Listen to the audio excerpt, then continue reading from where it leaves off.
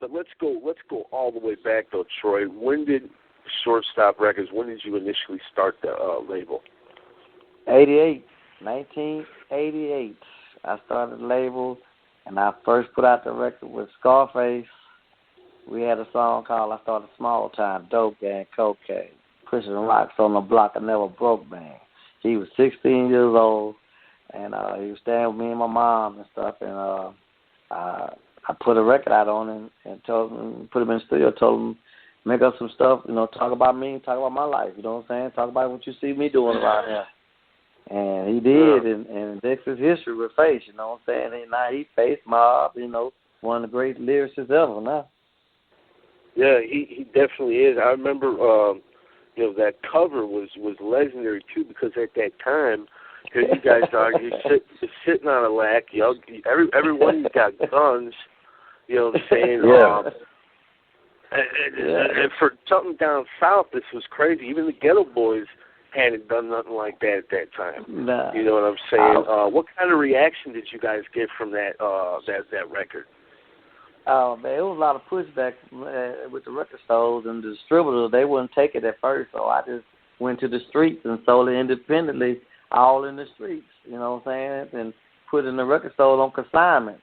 But the cover was selling the record for people who was even hearing the record at the time. People were buying the cassette tapes and the 12-inch album just by the cover, you know what I'm saying? Because they feel like there was a live cover to them to see all of us with guns. You know what I'm saying? I'm glad you said that, because I tell people all the time, I used to literally buy albums because of how they look sometimes. Like, man, this shit might be dope. You know what I'm saying? I've said it on the show several times, and I'm like, man, I got to get this shit. Yeah, man, I used to just look at the shit and be like, I got to get. Like, I remember waiting at the store just to get an album. Never heard their song or nothing. And back then, it was more times I got shit that I liked to hear off of what I wanted to, what I was looking at, as opposed to, like, it looked a certain way and it was something different. You see what I'm saying? Like, nowadays it's different. Like, it looked one way, but it's a different way. You know what I mean? People don't buy. We seen y'all shit. We knew what it was. Yeah, they don't buy music for the covers no more. You know what I'm saying? And knowing that might be dope, that might be live. But back then, that's how it went though. That's how we thought the music was jamming by the cover. That you put out this record, it's doing good in the streets, building a buzz. How did you and Jay Prince come to terms with Scarface going from shortstop to rap a lot? Well, Jay had needed a new person for the Ghetto Boys, right? And he came to me and asked me, could he get Face, make him a member of the Ghetto Boys. And he told me he'll give me distribution or whatever I need, you know what I'm saying? He'll look out for me. And I told him, man, go ahead, Jay. I'm making so much money in the streets. I was selling so much weight, working in the streets. I wasn't really worrying about that at the time, So he went on and got Face. And next thing you know, they blew up. And I was still just right there doing me, you know what I'm saying? Making money still, rap game was really, really new to everybody, you know what I'm saying? The business of it. And Jay made it work, you know what I'm saying? So I commend them. They made it work, and they just let me know that I was really on the right track, because they took the same song I'd done and put it right back out. So on the Ghetto Boy there, they put that I started Small Time, Dope Gang, Cocaine. They put the same song, same beat, then they right back out. So they let me know you got it. Right. So, we went from there. Coming up with on the show, and Reddy Red was saying, you know what I'm saying, that he ought to just adopt the name Scarface. At the time, he was still called DJ Axton when he first was a Ghetto Boy. He's like, you got the record, you might as well just, And Red was already cutting Scarface samples. You know what I'm saying? Is that what made you guys want to do that record from what Red did on the Making Trouble album? No, we did that first. Oh, you did that before the Making Trouble. All the same cuts, all the different cuts and stuff was on my record too. They just added more. Don't fuck with me and all that. They just added more to it. They got the blueprint exactly from me. Word for word. I mean the Balls of My Word track that Red did. Yeah, they put that. They added that part, but we still had a lot of the stuff on ours too. They just enhanced it a little more. That's it. You know, when you get somebody to draw a picture and it's almost there, and you can just erase a little part and then and make a nose look a little different to make it you know a little better. That's all they done. They didn't take them from scratch. They didn't just come up with the that. Scarface record itself. I know about that. What I'm talking about though, you know, prior to that, you know, Ready Red on the first Ghetto Boys Making Trouble, he did the Balls of My Word, where he first sampled Tony Montana. Okay. Did you guys get influence from that to do the Scarface record, or did Action at the time get influence from that, or was it the movie? No, it was a movie. It was more from the movie we were looking at and stuff.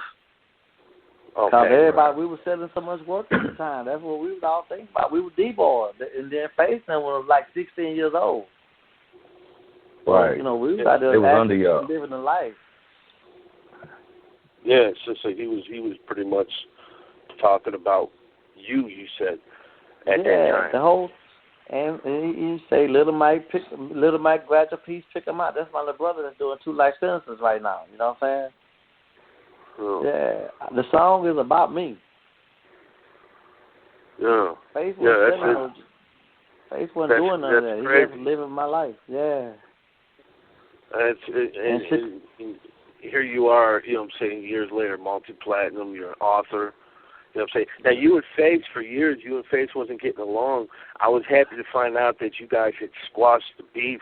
When exactly did you guys say, you know what, fuck it, let's get along? Man, when Face, that's my people now. You know, I always have been. It really was more other people, entities around him made him beef with me. It wasn't that so much Face didn't like me, but when you with another entity and they can't control me, then the best way they can try to come at me is to make Face talk about me. You know what I'm saying? So Jay could never control me at all. Period.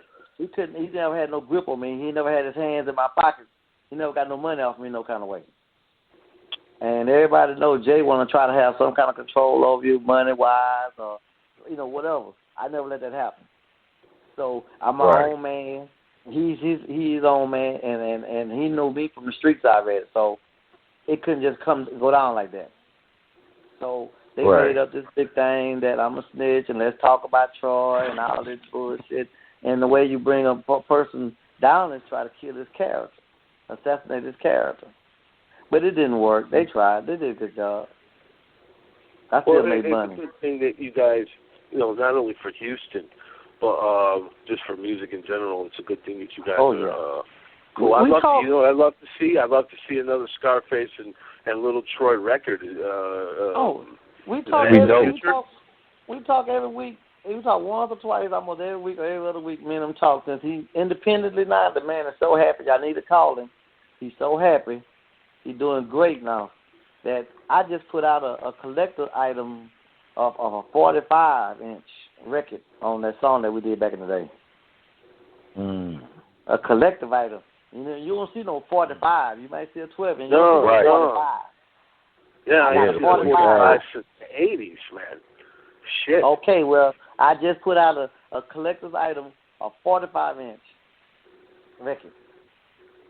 Wow. Yeah. And where can we get this at if we want to get this? You can get it So Soft down here. They have it. You know what I'm saying? They got copies of it and stuff. That's one of the main distributors. Yeah, Randy over there. They got it, but they get it. You know, Face. He's doing good now, man. He independently. The money he split is splendid now. You know what I'm saying? By being independent. Right. He looks a lot happier. He looks like he's doing good. He's lost a lot of weight. He looks healthier. You know, so yeah, that's what's up. That's what I'm talking about. We talking about collaborating with him and my son T2. You know what I'm saying? So we think about, you know, him and Face doing some music together. You know what I'm saying? We all produce a song and all that. Cause Face like my son. and so we think about doing something together.